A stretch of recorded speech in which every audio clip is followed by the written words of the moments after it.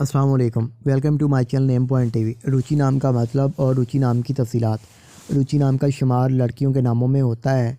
रुचि नाम की इब्तदाई तारीख हिंदी ज़बान से निकलती है। रुचि नाम के अफराद के लिए लकी नंबर 5 माना जाता है। रुचि नाम का मतलब रोशनी, दिलचस्पी, जो खुशी देता है का होता है। रुचि नाम के अफराद के लिए मुआफ़िक और फ़ायदेमंद नंबरों में 1, 2, 3, 6, 9, 15 और 24 शामिल हैं। हिंसों के हिसाब के मुताबिक रुचि नाम के अफराद के लिए हुक्मरानी वाले घंटे 7 PM से लेकर 9 PM हैं, जबकि खुशकिस्मत दिनों में बुध, जुमा और हफ्ता शामिल हैं। रुचि के हाकिम सियारों में ज़हीरा शामिल है। खुशकिस्मती वाली दातों में हिंसों के हिसाब से चांदी, तांबा शामिल हैं। रुचि नाम के अफराद के लिए मुआफ़िक रंगों में पीला, नीला और सफ़ेद शामिल हैं। रुचि नाम के अफराद के लिए मुआफ़िक पत्थरों में हीरा शामिल हैं, जबकि मतबादल मुआफ़िक पत्थरों में लाजूद पत्थर, दूधिया पत्थर, सबज़ कीमती पत्थर शामिल हैं।